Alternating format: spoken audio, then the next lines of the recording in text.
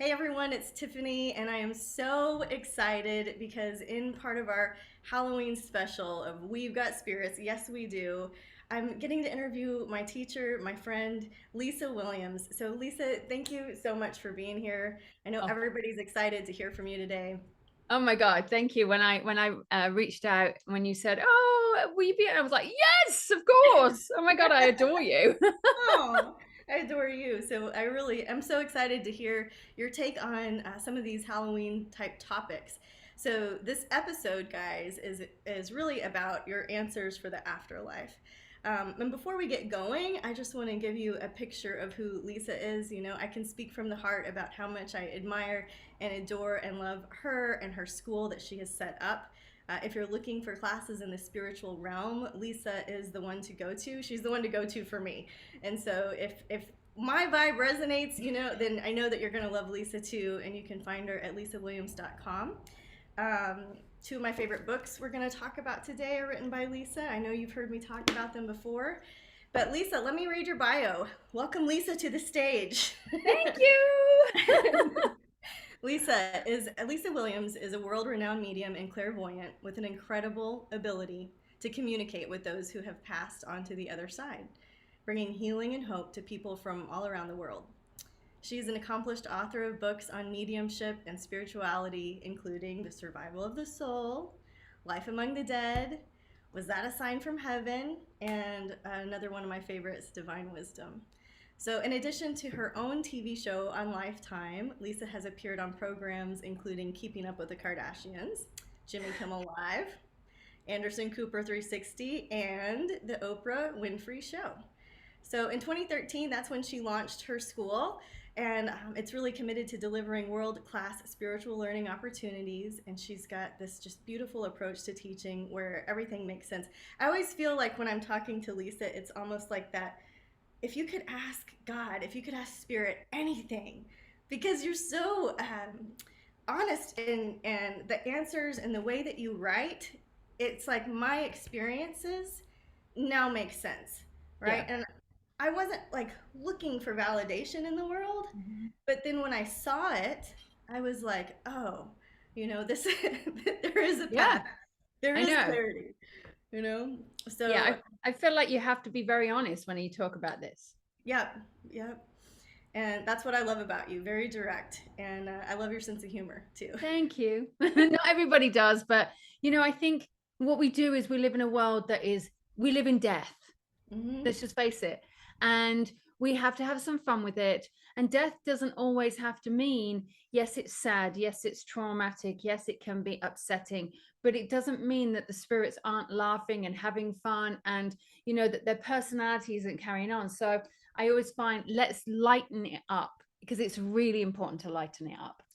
Absolutely. Full body chills. Spirit must Yeah. be with us now. So, today, guys, on the podcast, what I'm going to talk to Lisa about is mediumship and spiritualism, right? There's a connection there that I don't think is often talked about in mainstream mediumship. And we want to talk about survival of the soul. And we want to talk about some good Halloween stories. And I want you to stay till the end because Lisa is going to do a special Halloween reading for everybody. So I can't wait to see what the spirits have to say. um, Fun. but starting with this connection with mediumship and spiritualism, right? For us, it's our world. It's easy. You know, we talk about it. There's a Venn diagram. There's a total blending. But I think largely, at least in the West, you talk about mediumship, and there can be this lack of understanding the history of where it came from. And so I had a client ask me one time, Lisa, that she said, "Well, if you're talking with spirits, why doesn't God show up? Why aren't you talking with about God? Why isn't God Mm. there?" Yeah, And that's interesting. it is because I wasn't not talking about God. Yeah. Yeah, it's funny because I've had a lot of people are saying, well, let's talk about my son, for instance. I remember him going to a religious camp and him coming home, and he was with our beloved Tabby from my school. And he came home, he said, Mom, I'm so sorry. I said, why? He said, because I've embraced God into my life. And I went, okay. And he said, and I know you don't believe in God or Jesus. I went, what? Whoa, whoa, whoa, whoa, whoa, wait. wait, just slow down a minute.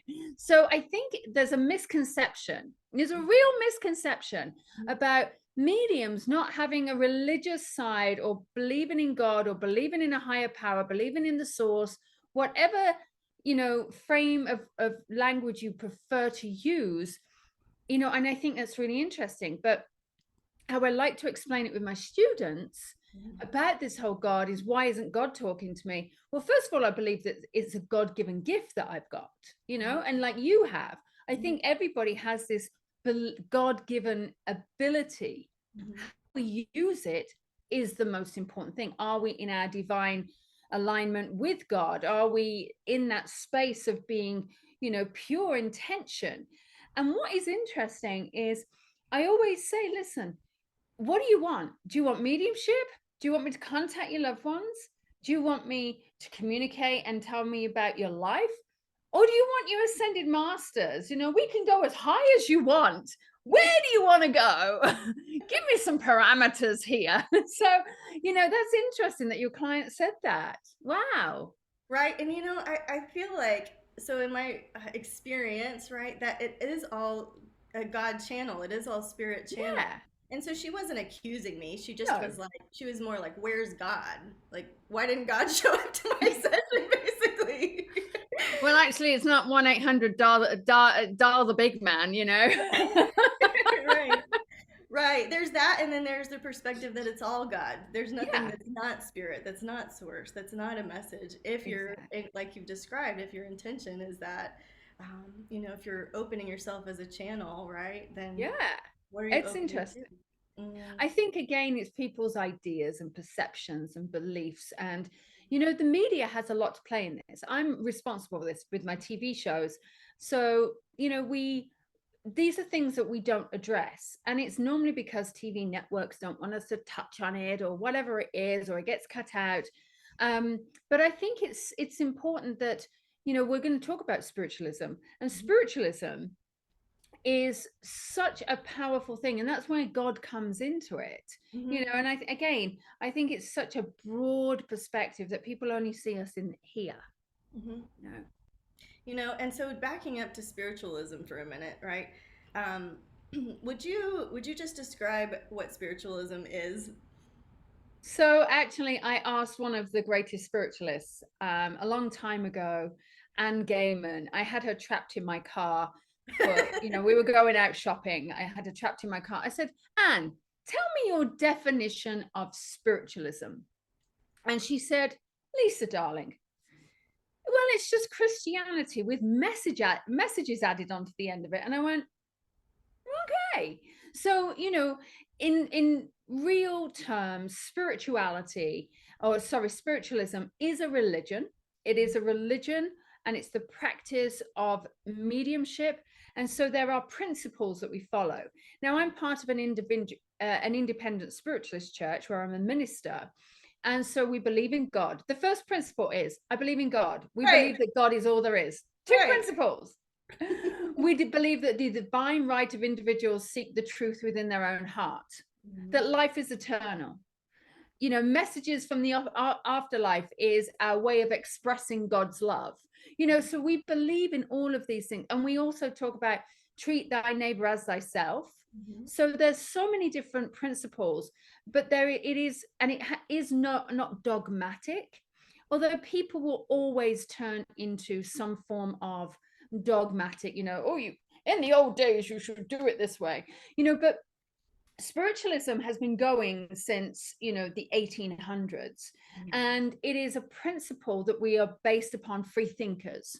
So the free thinkers are so powerful, they're so they just think outside the box, and that's really where spiritualism came from. Mhm. Well, yeah. Yes, yes. I Yes. love it.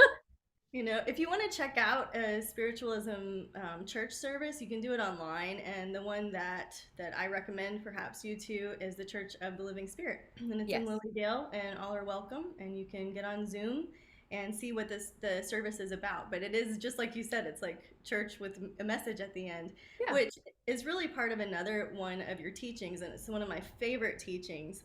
and it has to do with mediumship basically proving everyone's religion. And Yes. so, in your words, will you talk about that? So, a lot of people, and as I've been doing this work, I've been subjected to protesters outside of my venues and religious protesters and all of these things. And I'm like, okay. And the one thing that, because of what I've worked with a lot of hospice care, people are like, and I've come in and I've actually sat with the patients at the end because I'm a minister and I've done administerial services. People are like, what's your religion? And I'm like, my religion doesn't matter right now. What is it that you want to know? Well, I want to know that I'm going to be okay. I want to know that I'm in God's hands. I want to know that my mom's going to be with me. And I said, listen, does it matter what religion you are? Because tell me a religion that does not believe in the afterlife in some capacity. Yes. However, so what I'm here to do is to prove the continuity of life, which actually proves your religion, Yes. that life is eternal. Mm-hmm. And so there's been a lot. That's the reason why I really do like to actually bring that in, because people just think they're thinking in their little box, but there's a whole scope outside. And you say boxes are for Amazon or for Tiffany? Or for Tiffany. Yeah. So I love that. I hope that sinks in for somebody listening, because gosh, to prove that there's life after death, that is hope. That is the point of our role, right, in this world of spiritualism and mediumship and psychic development, is to offer hope. And that's what does it. That's what does it for me. So it really, I just like zings. I just love it. Yeah, I know. I think it's true. I have the really hardcore people who say to me, oh, you shouldn't. I'm like, well, aren't I just going to prove that life goes on? Yeah. Right. So I want to move into another Lisa story here with that. And if it's okay, maybe you could anonymize it if it needs to be. Yeah. But you told a story when we were in Tampa at one of your events, and it was so profound how the message of life going on. And so this is a personal story with a friend of yours. And the one that I want to just call to your attention was that their initials were on the ground. Oh, yeah. Are you okay to share that one? Yeah, by all means. Okay. So I had just arrived in Tampa and I shouldn't have been there, but it was a last minute decision that I was going to go to this event the week before I went to Tampa to do my own event. And again, spirit aligned this. And as I called my friend, I said, I'll be on my way. I'll be leaving at X time. I will be getting there at X time, blah, blah, blah. And she said, my wife, Sharon, is in hospice and I'm not sure how long. And I went, oh, okay, well, in that case, I'm not going to a hotel. I'm coming to stay with you, but I'll help you through this process. And so again, spirit aligned all of this up because I shouldn't have been there. And so I walked in and I let her have her final day with her wife. And then that night when I got home from this event, she passed over, she crossed over. And so I didn't go to the event, obviously, the following day. And we spent the day just chatting and everything else. Now, Sharon was a devout spiritualist, and an amazing medium, okay? And her wife, Amanda, they hadn't just moved, but they'd moved to Florida. And they moved to Florida for Sharon wanted to move to Florida. And as soon as they got there, in fact, I can almost pull up the picture here, but as soon as they got to Florida, what they did was they drew a little heart in the sand. In fact, I'm trying to look for it. There it is. They drew a heart in the sand that said S+A. And I'm like, oh, okay. And then so obviously after Sharon passes, the day that Sharon passes, Amanda is looking everywhere for a sign. I want to know that there's a sign. I want to know she's there. I want to know that she's there. We go walking in Sharon's favorite place that she always walks. Mm-hmm. And I look down at her dog. And I'm surprised that Karma just walks really, really quietly with her. And she said to me, she said, where is Sharon? And I went, stop. And she said, what? And I said, just stop. And there she was standing, I don't know whether my camera will pick this up, on a heart with A+S. I mean, you can't make this up. Yeah. And she's like, wow. You know, of course, she wanted her to manifest in full physical form, of Right. course. But the fact that this thing is like, she's in a heart with A+S, I'm like, you can't make this up. No. Right. And you're standing on it. And it's so specific, you know? It's it's undeniable, right? Yes. And it's not planned. And so it's these moments of synchronicity when we are in our natural flow that I find most powerful. That's when I have the strongest sense of faith and surrender and belief, and my devotion comes back alive, you know, all of those things with a little A+S. I mean, and then she was gonna miss it, you I know, know. right? Like, you got to keep your eyes open out there. Yes. Um, and so I do want to just remind or call to everybody's attention that Lisa goes through this entire, what the soul is going through on the other side. I know we get a lot of questions as mediums about what happens, and this explains literally everything. And so there, Sharon was going through her own process on the other side, and this is it. This is how it unfolds, right, for the soul. Yeah. And so it's such a beautiful book to talk about the survival of the soul and, of course, getting these answers from the afterlife.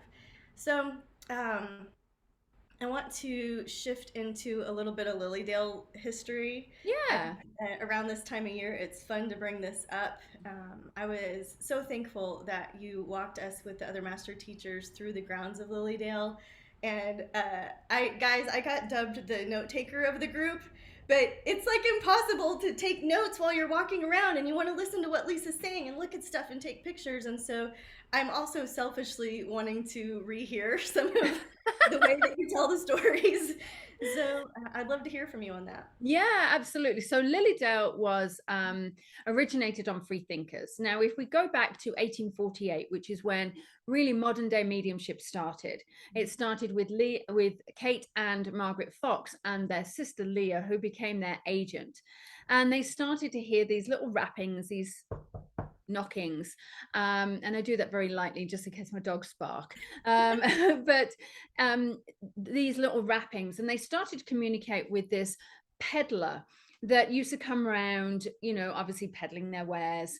And what happened is they didn't realize, but the peddler had been murdered and was actually living, but the remains were in the basement of the, or in the grounds of their actual house. I mean, they only discovered that when it was burnt down and the house actually, you know, had to be, you know, rebuilt.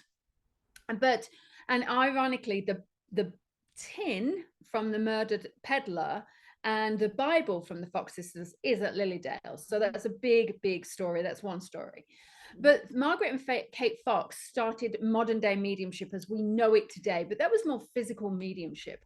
Now, mediumship goes in more physical and also mental. So what most people see today is more mental mediumship, where you're like, I'm seeing a woman and I feel as though she's got blonde hair and blue eyes. But physical mediumship, when something really physical happens. Mm-hmm. So what happened is everybody back in 1800s, okay, women didn't have a voice. Now we're going into the suffragette era. So we're going into Susan B. Anthony, we're going into all of those big leaders in the women's suffragette movement. And when you were a medium, meaning you were channeling source, you were channeling mediumship, you were channeling the space, that you were able as women to speak in public as long as you were channeling spirit. And so back in the day when women didn't have a voice, this was massive. And I think this is the reason why there's so many women who are mediums now.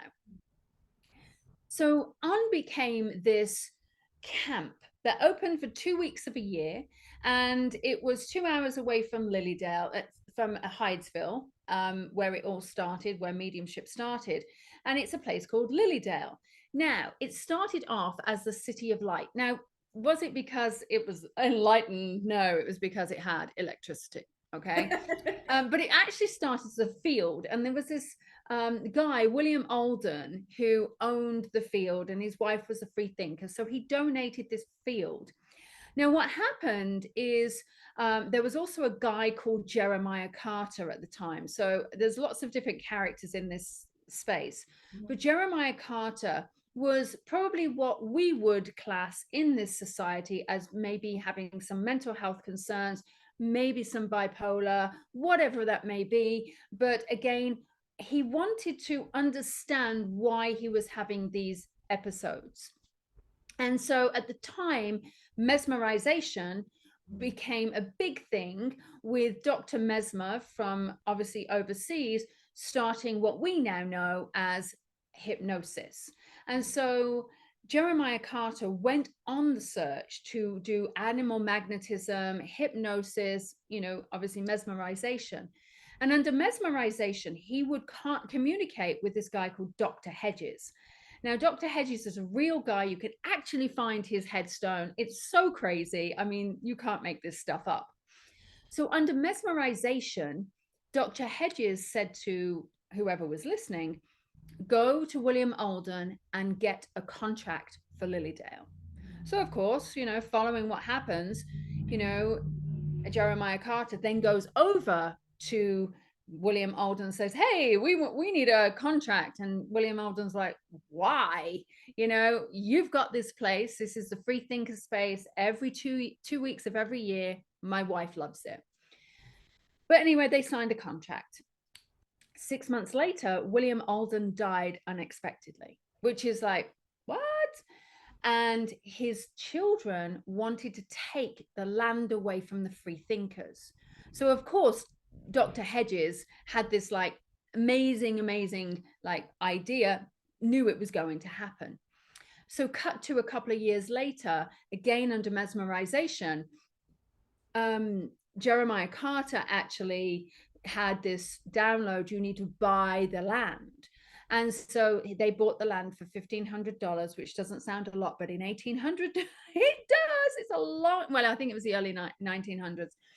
And that's when Lilydale started, and the first houses were being built. Mine was one of the first houses in there. And that's when it became the City of Light. There was a train station, people used coming on the train. So it was really powerful. I mean, Lilydale now has a community, and we are now open for 9 or 10 weeks, depending on how the years fall.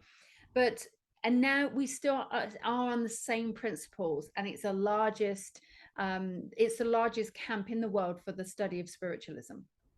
Love that. And in its heyday, right, it had how many visitors? That was a huge number. I mean, so in its heyday, spiritualism, I'll talk spiritualism, at one point had 8 million followers of spiritualism. Okay. And so it was a huge religion.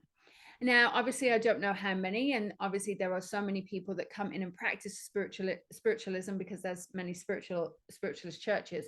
But there are times that Lilydale has brought in 40, 50,000 people in that space of those 10 weeks or 9 weeks. So it's incredible. It is incredible. And everybody experiences Lilydale a little bit differently. So if you get the chance to go, I think it's on your spiritualist bucket list for sure. They offer services in the forest. You can have a reading if you go to the forest temple, or readings at the stump. Things like this are going on. There's a couple of little shops. And it's just a beautiful time to be. We're in Western New York, by the way. This is in Western New York. Yeah. So there are many more Lilydale stories, and thank you for sharing that one. I think what I want to do. Are you okay on time? I'm perfect for time. Okay, so because we were talking about this idea of getting answers in the afterlife, and you were talking about your work in hospice, I'm really excited about some of the work that is upcoming in your world, and I wanted you to share a little bit about Dying in the Light, or the Sacred Soul Mastery that you've got coming up. Could you just Yeah. So what I've realized is, as a medium, I've done a lot of work in hospice. And I've been here to actually help assist, to help people transition. I'm able to be that voice for the nonverbal, to be able to help and communicate with the soul. And while I've been doing that, I've recognized that a lot of people want to learn how to do this. So a lot of people are really struggling to, how do I help heal my family? How do I help send them energy? All of these things. And so obviously I can't stop people dying. Mhm. But if I can help the transition into this, so sometimes with regards to the soul healing, what we're doing is we're looking at how our soul holds so many different facets and how we have been impacted. And I don't like to use the word trauma because in a lot of ways they are traumatic. Our brain tells us it's trauma. We see it, the soul sees it as an experience. Mhm. So these experiences that we go through actually cause disease in our body. If we haven't released it, if we haven't let go of it, if we've got unresolved issues, if there's something that we still haven't connected with. And so in this healing part, I'm reconnecting dots so people can work on their experiences that have created the traumatic space in their brain, so therefore they can heal. Mhm. Now, some people come and they don't want to do that work, or it's too late, or for whatever reason it is in their life contract that the end is going to happen. Mhm. And we have to guarantee that there are two things in life we can't escape, and that's death and taxes. Okay, so we can't escape our death. But if I can help make that death beautiful, if I can help that transition beautiful, if I can communicate with the family when you can't, the patient can't, and I can be, what is it that you're looking for? I want this piece of music playing. I want this happening. I can help the soul transition in a much easier space. And so, with my study of 30 years of healing, of mediumship, of frequency, of understanding our body, the energetic layers of the work, I Mhm. can help and assist people just transition so much easier, so much more beautifully, so much more carefully, and take the fear out of dying. Mhm. It's actually the people who are going through the death process with their loved ones that have so much fear. And so my aim is, with Dying in the Light and also the soul healing, is to help, one, hopefully heal you and you live much longer, but if it doesn't happen, but to help you transition in a beautiful, energetic way. Isn't that, I mean, that is a beautiful life's mastery. Yeah, So I mean, thank you for teaching this work. It's just so important and so needed. it The is. yogis practice their death every time they practice in Shavasana, right? It's this Yes. practicing of closing the eyes and being out of your body and into space. And so you can do this as you age, or as we age. But there's more to it. There's more to it when you're working on the healing of the soul. And so I just want to point you guys back to lisawilliams.com if you're interested in this type of training, this type of programming. It's so beautiful and needed. The first time I had the idea of what Dying in the Light was, you know what it made me think of? Well, Did you follow or happen to follow when Ram Dass passed? oh yeah, yeah, Um, yeah, yeah. like it was, he had all his buddies there. He did not have the experience of a beautiful passing. Hmm. He had physical ailments that were Yes. really tough, and mental ones, right? Yes. And so it's not like he had this smooth exit. Mm-mm. But the Dying in the Light, what it meant to me was he was surrounded with people that were chanting, that were in prayer, that were in song, that were going to be lifting the vibration, not to suspend him or try to heal him, but No, to celebrate, his transition absolutely. time. And I think you can overdo that, right? I think You if somebody's can. passing, it's not Yeah. like you want to just rah rah rah around the Yeah, yeah, house. yeah. No, I But think with let's take Ram Dass as an example, the chanting, the vibration. What we're doing is, all we're doing is elevating the chanting, and what we're actually doing is helping the soul to release. Now, so many people say to me, why aren't they dying? Why aren't they dying? Why aren't they dying? And they're just waiting for it. And as much as they yeah, love them, they're also waiting for that inevitable thing to happen. yeah. And with the chanting and the vibration, what it's actually doing is it's helping the soul, it's helping the body relax and Mhm. having the soul ease out. And so therefore, what we're doing is we're working on a vibrational level. Mhm. Now, It doesn't happen. Now some people might think, okay, I'm just going to go and chant Om over my grandmother who is like holding on. No, there's certain frequencies that we have to use to ensure that we are doing it at its optimal level. Yes. And there's certain tones that we use and certain words that we use and certain ways that we do it and certain how we come into the room.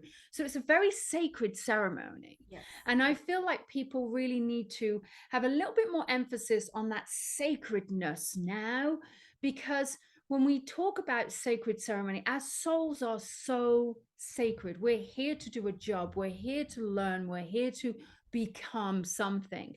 And this sacredness, we come into the earth with a sacredness, and now it's time to exit the earth with a sacredness too. That is your Scorpio rising talking. Yes, I love it. Oh, that's beautiful how you put that, Lisa. Thank you so much. There is a sacredness to it. It made me think of this story. My dad, when my grandmother passed, you know, she lived alone. Someone found her, and they went to the hospital, and she had basically 2 days. And it wasn't expected, and maybe she knew, but we didn't know. I don't know. But I remember my dad saying, "Oh my God, my mom's gonna die, and I'm afraid that my mom's gonna die." And then a day into it was like, "Oh my God, I'm afraid my mom's not gonna die." You know? Yeah. And so this timing thing, you know, and from my experience with my mom, right? Like there's this timing thing where you're waiting for a finish line, and there's this urgency around the finish line for somebody else's transition, right? And so to loosen up on that a little bit and right size our perspective of their soul's work and respect their soul's work, and it's just part of this journey. So I want to shift gears and talk about Halloween real quick. Yes. Halloween, Lisa, I don't know if you knew this, but this is what my first mediumship experience was on Halloween. Oh, really? Of 1982. Wow.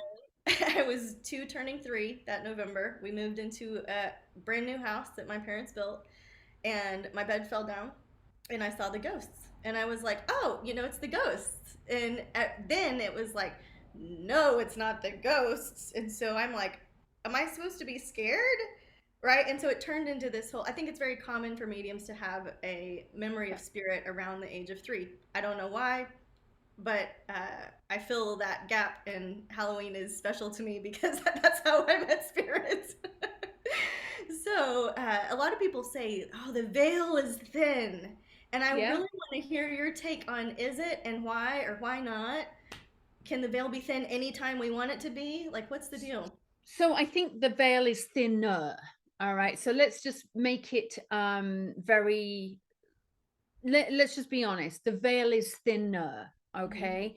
I don't feel as though it's just on Halloween, because if we talk about the veil becoming thinner, a lot of people have experiences, with ghostly activity that happens more between the hours of midnight and 4 a.m. Okay. That again is when there's a silence, the veil is thinner. What we're doing is we're raising our vibration because we're in sleep, so our body comes out, spirits are coming towards. But there is obviously, Halloween is a religious ceremony. It's very sacred for some people. And so the veil is thinner, and I do believe the veil is much thinner at that period of time. But that's not to say that you can't communicate with your loved ones, on July 31st, or whatever. It's just that a lot of people, because of the way that it's a religious ceremony for a lot of people, that's where that veil is so much thinner. And by what does it mean that the veil is thinner? Does it mean that the spirit activity is higher, easier to access? Our energy is higher? Would it be the same for like Christmas or these other holidays where we're having this experience of energy looking up? What do you think? So the veil, meaning the worlds. Let's talk. Let me put it into linear terms. Perfect. Okay. Yes. Let's say afterlife, and let's say Earth. So it's like these two are just closer together. Perfect. Now, here's the interesting part: is And again, because I do a lot of, I'm very heavy based in a lot of science as well. So when we are energetically thinking about our loved one, what we're doing is we're setting the intention in our brain. Our brain is then going out into this place and saying, right, I'm looking for signs. So what's happening is we are looking, our brain is focused on these signs. So for instance, you buy a red car, or you all of a sudden, all you see are red cars. So it's really our brain is biased, okay? And there's technical phrases, and it's a actual thing. So what we're doing is the more that we focus on our loved ones, the more that we create that energy, we pull it to us. So even if the worlds are this far, we're still attracting the energy from the spirit world. And so that can happen at Christmas, although we expect it, because we expect it to happen in the October because it's Halloween and everybody says it. So yeah. Okay, that's very helpful. I really appreciate it, and I love when you do the visuals. So this is awesome. I know people are loving this. So okay, in terms of Halloween, I thought you could tell a Ghostbusters story if you would, if you're willing, and then do a little card reading if you've got time left. So Ghostbusters. Now, are we talking the real Ghostbusters? Yeah. Yes. Okay, so Dan Aykroyd. Yes. Dan Aykroyd came to Lilydale with his father, Peter Aykroyd. And I don't know whether you all know this, but Peter was a devout spiritualist. And I had this, and he's passed away now into spirit, but I had this amazing experience with him where they wanted to come to Lilydale. Peter wanted to see Lilydale for one last time. And I had the pleasure of guiding them around. And Peter was a devout spiritualist. He's like, who is your communicator when I'm channeling spirit? And I'm like, dude, I don't know. I just speak spirit. But it was so powerful because he'd seen many channelers, and I'd taken him to a trance situation, which was a little interesting, not quite believable. Anyway. And I'd take him to a variety of different things. And he said, Lisa, channel, speak to me, do your thing. And I'm like, oh God, you've just poo-pooed all of these things that I've taken you to. And I'm sitting there, and he shoos Dan Aykroyd off this like RV, go, go, go. And so of course my husband and Dan Aykroyd are outside, doing their thing. And I start communicating, and he just keeps looking at me, like getting really, really intense. And he said, who is your spirit communicator? I'm like, so I start telling him it's Josiah and it's Anu and all of these things. And he goes, yes, you're very good. You definitely have the power. And I'm like, oh my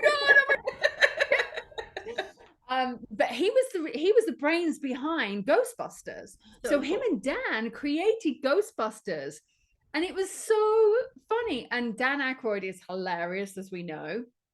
And it was just a real enjoyable trip with those guys. Dan brought his family, his wife, and his son, his dad, which was just incredible. So I loved it. It was amazing. And there's all these little ties to Lilydale that you wouldn't expect. I wanted to bring this one up on this episode because of Halloween and Ghostbusters. But I want to have you back sometime to talk about the connection of Bill W. and yes, in terms of spiritualism. And I mean, I can't go far because I'll start crying, but there are so many unique people in history tied to this area and this idea of free thinking and this idea that there is one God, that we believe in the brotherhood and sisterhood of man. Yeah. Mae West was one of them. Mae West. Yeah. Mae West. Mae West. I know. Yeah. It's full body chills. It's so cool. So thank you for studying and knowing this part. Thank you for your integrity with all of the science behind all of it too. So I think that we're at the point of reading, unless you have any other Halloween stories. Yeah, well, I got loads of Halloween stories. I mean, I've been in many. I'll tell you one. I'll just tell you one. And it's not a Halloween story, but it's kind of spooky. Okay. So we were filming, and you guys can actually watch this on YouTube, Life Among the Dead. And it was which one was it? It was Greystone Manor or Greystone Mansion in LA. Mm-hmm. And I walk in, I'm like, what's wrong with this place? I don't know. I mean, really, it's beautiful, beautiful mansion.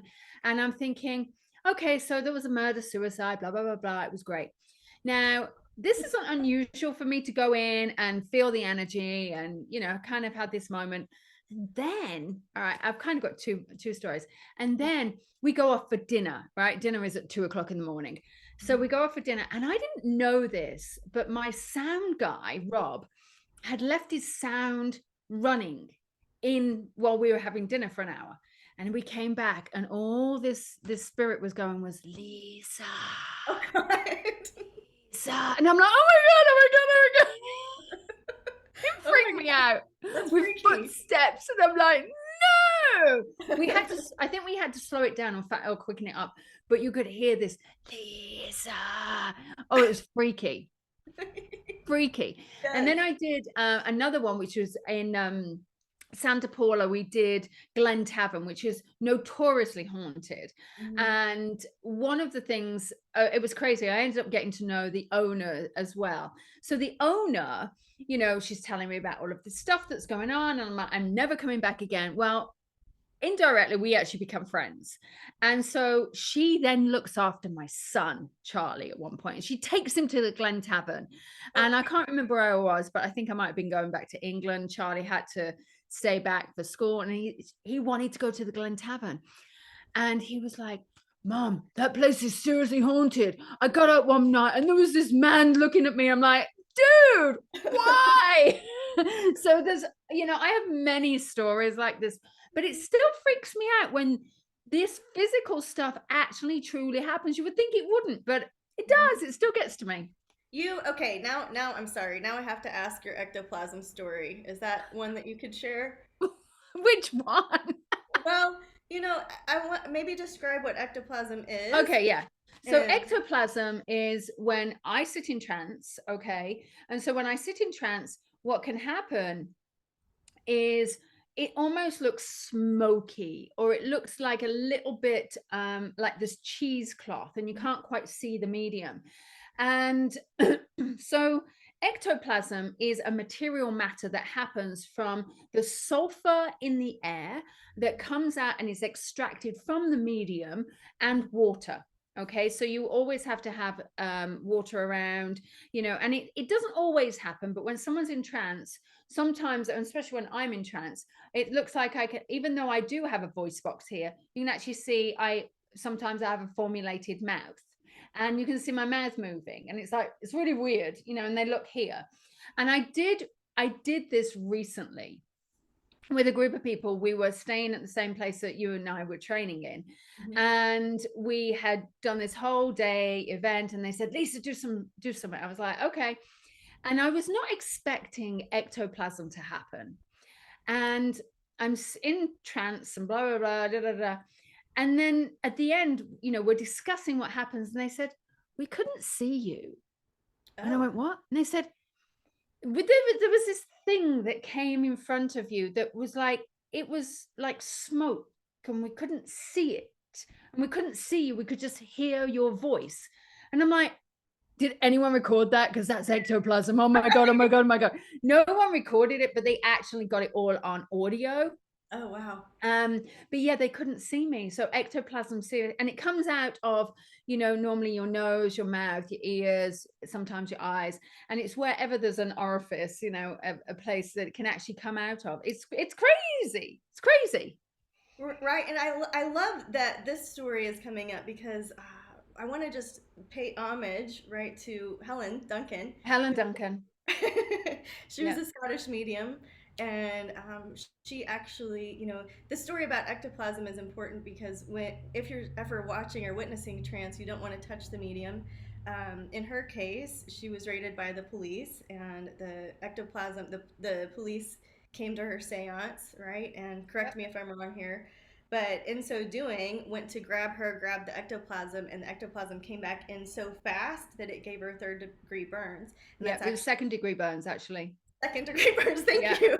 That were really, really bad. Yeah. Right, and that's how she passed. Yeah, she died from the infection of the second-degree burns, and so it was really quite intense, and that's the reason. So her seance had been raided, and she'd been raided twice. The first one, she had been imprisoned because of her own safety in World War II. Mhm. And then it was because of her that Winston Churchill, actually, I always have a little Winston Churchill thing. He changed the laws in the UK from the Witchcraft Act of, I think it was the Witchcraft Act of 1735. 1635 or something random like that, and changed it to the Fraudulent Mediums Act of 1952, where now it shows that it's about being fraudulent medium. But he really did honor mediums, because I don't know about you if you know this, but Winston Churchill, when he was governing obviously the UK army, he was actually doing it a lot on astrology and intuition. So it's really incredible. I know. And Reagan did it, and because Nancy Reagan used to go to astrologers, everything else. Merv did it, right? Yep. There's, yeah, that's so cool. And it really brings it full circle, because this whole Fraudulent Medium Act, there is a lot, I hate to say it, guys, there's a lot of crap astrology out there. There's a lot of crap psychic work out there. And to me, that's why it's so important for you to find someone like Lisa, right? It doesn't have to be me, it doesn't have to be Lisa, but the reason that it's so important is that, Lisa is putting in, her school helps psychics go through the ringer, right? We're with you Yep. for 18 months. And so that you're getting somebody that is not a fraudulent medium, that is doing it from a place of heart. And she does not certify people that haven't earned their stripes, so to speak. So No.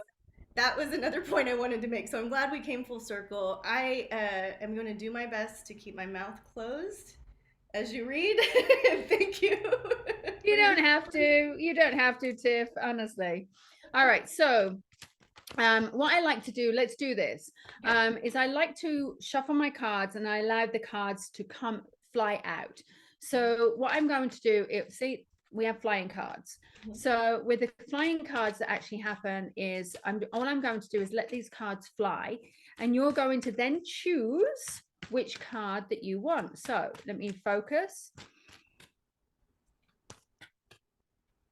Woo! Oh, interesting. There's another one. We'll do one more.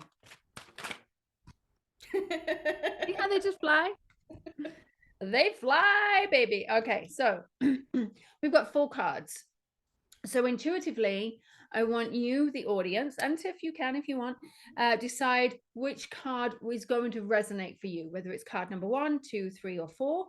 And, you can have all 4. You can be greedy. I don't care. And what we're going to do is I'm just going to write down your number 1, 2, 3, or 4, and I'm going to pull these cards. Okay. So card number 1 is really, it's the children. So this is all about unconditional love. Maybe it's a sign or a message that you have to get back into the inner child, or you have to start really uncovering, that innocence again, that playful side. What is it that you're missing?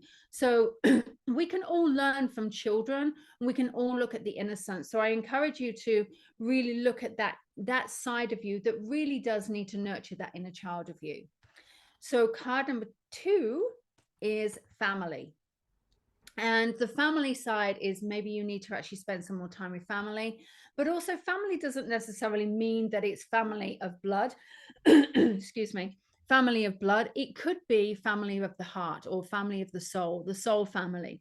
This is really about bringing people together, finding the union, coming together. Maybe you've got a sign here, you're trying to avoid coming together. Maybe you have to start thinking, what is this going to bring into my life? So I encourage you to explore the meaning of family for you. Card number 3, oh, I love this card, is pure. So it really is the purity. It's really coming from that space of pure alignment, being aligned with spirit, being aligned with your own beliefs, being honest, being truthful, looking at who you are in that real divine light. Because sometimes what we do is we try to ignore, we do little white lies, we try to get away from things. And maybe this is just a reminder to say, hey, be in full alignment with your own beliefs and stand in integrity and be pure in that space.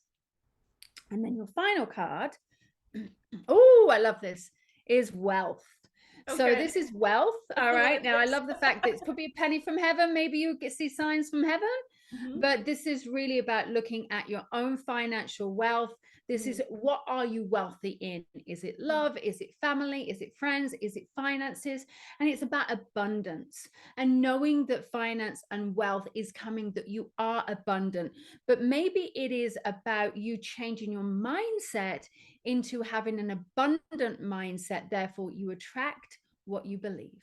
There you I go. love Those are your that. cards. And this is your deck that you're They are using. my deck. Yeah, it's Yeah. the Intuitive Soul Oracle cards, which are actually out of print right now, but we've got to get those done again. So yeah. Well, I had Tani on yesterday, and she also used this deck, and there seems to be a message repeating. So I think for our audience, right, this message of soul family, of love that means family, is starting to kind of conjure up over the course of these little podcast series. Wow, I love that. Amazing. Yeah. Yeah, Well, amazing. Lisa, thank you so much. I miss you. I enjoy hanging out with you. This is so great. I always learn so much from you, and I'm so glad to share you with everybody listening and watching. And Oh my gosh. I love it. Thank you so much for having me on your podcast. It's been awesome. it's been so good. Yeah. Thank you. Happy And thank Halloween, you for doing what everyone. you're doing. Thank you for bringing the world, the enlightenment, bringing attention to this. I don't think many people do. So I feel as though this is really needed. So thank you. Yeah, absolutely. Yeah. Okay. Happy Halloween. Thank you.